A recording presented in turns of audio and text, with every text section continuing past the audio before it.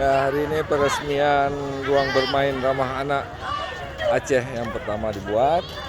Kita lihat banyak anak-anak bermain di sini yang diresmikan langsung oleh Ibu Gubernur Aceh. Kita lihat ada keramaian juga di sana.